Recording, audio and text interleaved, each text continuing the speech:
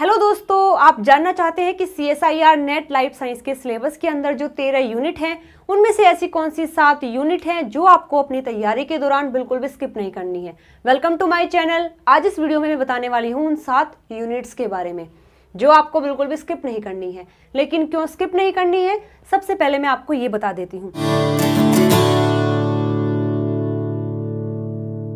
देखिए, इसके पीछे 3 कारण हैं। फर्स्ट ये है कि इन यूनिट से हर बार क्वेश्चंस पूछे जाते हैं, रेगुलरली क्वेश्चंस पुटअप किए जाते हैं और साथ ही साथ काफ़ी ज़्यादा क्वेश्चंस आते हैं।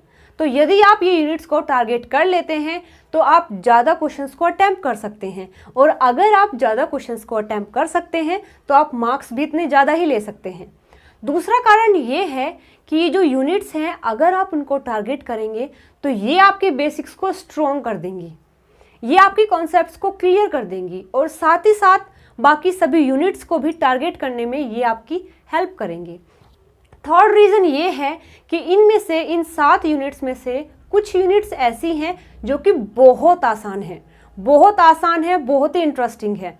यदि आप उन यूनिट्स को कर लेंगे तो आपको एफर्ट्स कम पुट करने होंगे और रिजल्ट आपको काफ़ी अच्छा मिलने वाला है। तो चलिए वीडियो शुरू करते हैं। लेकिन इससे पहले मैं आपको बता दूं कि देखिए, मेरे पास कोई अथॉरिटी नहीं है इस बात को बताने के लिए, लेकिन हाँ, मेरे पास अनुभव है। जो पेपर आप क्रैक करना चाहते हैं वो मैं कर चुकी हूँ।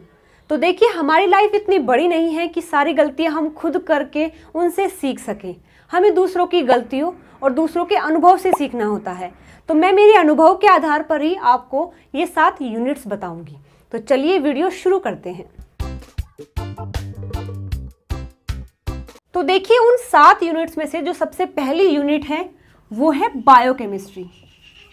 बायोकेमिस्ट्री सबसे पहली यूनिट है, सिलेबस के अंदर भी सबसे पहली है और सबसे ज़रूरी भी है। क्यों ज़रूरी है?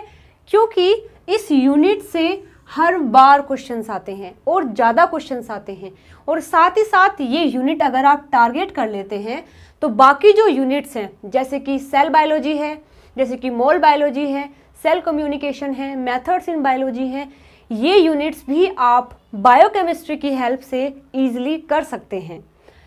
तीसरा कारण ये है कि यदि आप बायोकेमिस्ट्री को कर लेते हैं तो ये आपके बेसिक्स को मजबूत बनाएगा नेट में भी, और साथ ही साथ अगर बाद में भी आप PhD करना चाहते हैं या फिर एज ए टीचर की तरह काम करना चाहते हैं तो भी ये आपकी हेल्प करने वाली है।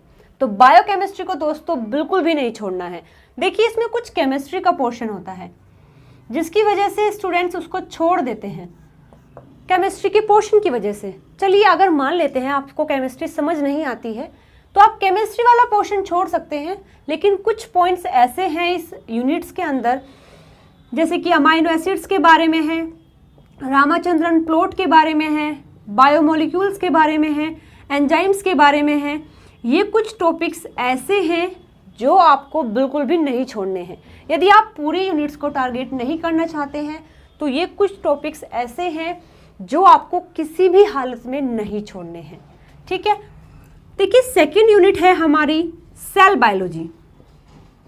सेकेंड यूनिट है हमारी सेल बायोलॉजी।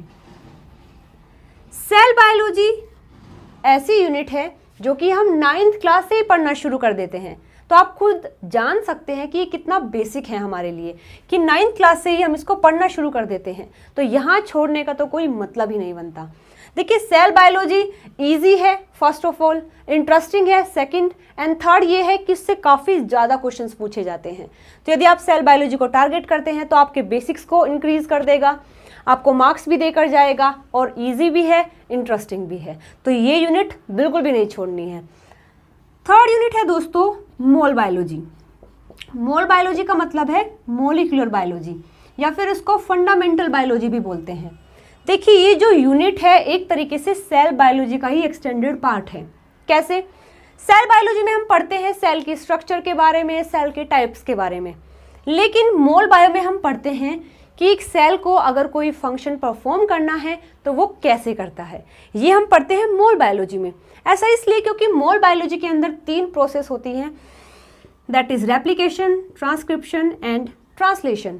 ये तीनों प्रोसेस ऐसी हैं जो सेल की हेल्प करती हैं उनके फंक्शन को अचीव करने में। तो mole biology is one of the most important unit जो आपको करनी होगी। देखिए फोर्थ यूनिट है दोस्तों डेव बायो। डेव बायो का मतलब है डेवलपमेंटल बायोलॉजी। ये यूनिट इतनी ज़रूरी है, इससे हर बार क्वेश्चंस आते हैं, हर बार तो आते ही हैं, बहुत सारे क्वेश्चंस आते हैं और ये इजी भी है, इंटरेस्टिंग भी है। और यदि कोई क्वेश्चन पेपर में यहाँ से आता है तो वो आप इजीली कर भी सकते हैं। तो इस यूनिट को करने में आपका फ़ायदा ही फ़ायदा है, इंटरेस्टिंग है, ईजी है, ज़रूरी है, स्कोरिंग है, तो ये बिल्कुल भी नहीं छोड़नी है, ज़रूर करनी है। देखिए फिफ्थ यूनिट है हमारी इनहेरिटेंस बायोलॉजी। फिफ्थ यूनिट है हमारी इनहेरिटेंस बायोलॉजी। इनहेरिटेंस बायोलॉजी भी हम 10th से करना शुरू कर देते हैं। 10th क्लास में आता है मेंडल वाला जो पोर्शन है वो 10th क्लास में हम करना शुरू कर देते हैं। तो inheritance biology is also easy unit है, इंटरेस्टिंग है और क्वेश्चंस भी काफ़ी अच्छे आते हैं। लेकिन यहाँ पर एक प्लस पॉइंट दोस्तों ये है कि यहाँ पर जो भी क्वेश्चंस पेपर में आते हैं वो आपके कम टाइम में ही ज़्यादा स्कोर दे सकते हैं। कैसे? जो 4 नंबर में यहाँ से क्वेश्चंस आते हैं वो इतने इजी होते हैं, यदि आप इस यूनिट को टारगेट करते हैं और अच्छे से करते हैं तो जो 4 नंबर का क्वेश्चन है आप उसको विद इन अ मिनट कर सकते हैं, बिल्कुल जल्दी ही आप उसको कर लेंगे। तो ये यूनिट आपके लिए काफ़ी ज़रूरी हो सकती है। देखिए 6th और 7th ये यूनिट है इकोलॉजी एंड एवोल्यूशन।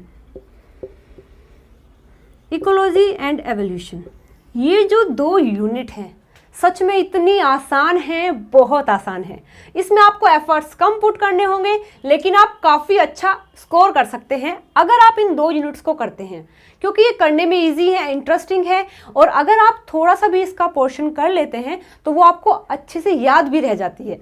तो मैं कहूँगी इकोलॉजी एंड एवोल्यूशन बिल्कुल भी नहीं छोड़ना है। मैं नहीं मान सकती अगर कोई बच्चा तैयारी करता है CSIR नेट लाइफ साइंस की, वो इन 2 यूनिट को स्किप करता होगा। ये इतनी इजी यूनिट है जो कि सारे यूनिट्स को अगर देखा जाए तो सबसे ज़्यादा इजी ये 2 यूनिट्स होती हैं, तो ये आपको बिल्कुल भी स्किप नहीं करनी है। तो देखिए सबसे पहली है हमारी बायोकेमिस्ट्री जो नहीं छोड़नी है, अगर पूरी नहीं कर सकते हैं तो ये टॉपिक्स जरूर करने हैं। सेकेंड है हमारी सेल बायोलॉजी जो आपको जरूर करनी है। थर्ड है मोल बायोलॉजी, अगेन ये काफ़ी ज़रूरी है। फिर है हमारा developmental biology, inheritance biology and ecology and evolution. तो ये 7 यूनिट है जो आपको ज़रूर करनी है। देखिए यहाँ पर 2 यूनिट और हैं जो मैं आपको बताना चाहूँगी। ये 2 यूनिट ऐसी हैं अगर एक कंडीशन है, अगर वो फुलफिल हो जाती है तो वो आपको ज़रूर करनी है और अगर वो फुलफिल नहीं होती है तो आप उसको छोड़ भी सकते हैं। तो चलिए देखते हैं उन 2 यूनिट्स के बारे में। देखिए उसमें पहली यूनिट है मेथड्स इन बायोलॉजी जो कि सिलेबस के अंदर सबसे लास्ट वाली यूनिट है, दैट इज 13 यूनिट है। देखिए मेथड्स इन बायोलॉजी एक कंडीशन में ज़रूरी हो सकती है। वो कंडीशन है दोस्तों कि अगर आप PhD करना चाहते हैं, अगर आप अपनी नेट JRF के बाद PhD करना चाहते हैं तो ये यूनिट दोस्तों आपके लिए रामबाण की तरह है। ऐसा इसलिए देखिए क्योंकि PhD का मतलब होता है एक्सपेरिमेंट्स, एक्सपेरिमेंट्स का मतलब होता है लेबोरेटरी और लेबोरेटरी का मतलब होता है इंस्ट्रूमेंट्स और इंस्ट्रूमेंट्स का मतलब है मेथड्स इन बायोलॉजी। सपोज कीजिए आप अपने नेट JRF के बाद PhD करने जा रहे हैं, आपको लैब के अंदर जाना है और वहाँ पर चारों तरफ इंस्ट्रूमेंट्स रखे हुए हैं और आपको उनका नाम तक नहीं पता है। और चलिए नाम पता है, आपको वो यूज़ करने नहीं आते, चलिए यूज़ करने भी आते हैं, आपको रीडिंग मेजर नहीं करनी आती है, तो ये कितना एम्बैरेसिंग हो सकता है आपके लिए। तो यहाँ पर नेट लाइफ साइंस आपको एक मौका देता है कि यदि आप PhD करना चाहते हैं तो आप इस यूनिट को ज़रूर टारगेट कीजिए ताकि आपकी PhD आसानी से हो सके, क्योंकि इस यूनिट में हम सब कुछ टेक्निक्स के बारे में पढ़ते हैं कि उनको कैसे यूज़ किया जाता है, कैसे रीडिंग को मेजर कर सकते हैं, वो सब हम मेथड्स इन बायोलॉजी के अंदर पढ़ते हैं। तो अगर आप PhD करना चाहते हैं दोस्तों तो ये यूनिट आपको बिल्कुल भी स्किप नहीं करनी है। लेकिन अगर आप PhD नहीं करना चाहते हैं तो भी आप उसको कर भी सकते हैं और अगर नहीं भी करेंगे तो भी चल सकता है। देखिए एक यूनिट है हमारी plant physiology, plant physiology and animal physiology, plant physiology and animal physiology. दोस्तों ये जो यूनिट है ये भी एक कंडीशन में अगर फुलफिल होती है तो आपके लिए काफ़ी ज़रूरी हो सकती है और अगर नहीं होती है तो आप छोड़ भी सकते हैं। वो कंडीशन है, मान लीजिए कि आपने अपनी मास्टर्स बॉटनी से किया है, आपने अपनी जो मास्टर्स है वो बॉटनी से की है, तो यहाँ पर 2 कंडीशन हो सकती है। फर्स्ट ये है कि एक ये हो सकता है कि आपने अपनी मास्टर्स अच्छे से की है, अच्छे से इन द सेंस कि आपको सारे बेसिक्स आपके क्लियर हैं, आपने सब कुछ पढ़ा हुआ है बॉटनी के बारे में, तो आप ये यूनिट बिल्कुल भी नहीं छोड़ सकते, बिल्कुल भी नहीं छोड़ सकते, क्योंकि आपने अच्छे से किया हुआ है। लेकिन अगर आपने अपनी मास्टर्स अच्छे से नहीं की है, अच्छे से नहीं की है इन द सेंस कि आपके टीचर्स ने अच्छे से नहीं कराई है या फिर आप अच्छे से नहीं कर पाए हैं, तो इसका मतलब ये नहीं है कि आप इसको छोड़ देंगे। ऐसा इसलिए, सपोज कीजिए आप कहीं पर जाते हैं इंटरव्यू के लिए और उन्हें पता लगे कि आपने मास्टर्स जो है बॉटनी से की है, अगर वो आपसे कुछ क्वेश्चंस पूछ लेते हैं और आप उनका जवाब नहीं दे पाते, तो खुद सोचिए कितना एम्बैरेसिंग हो सकता है कि आपने अपनी मास्टर्स बॉटनी से की है और आप बॉटनी के क्वेश्चंस को सॉल्व नहीं कर पा रहे हैं। तो अगर आपने मास्टर्स अच्छे से नहीं की है तो यहाँ पर CSIR नेट आपके लिए एक गोल्डन अपॉर्चुनिटी देता है कि अगर आपकी मास्टर्स अच्छे से नहीं हुई है तो आप इस तैयारी के दौरान अपने इस सब्जेक्ट्स को अच्छे से कर सकते हैं।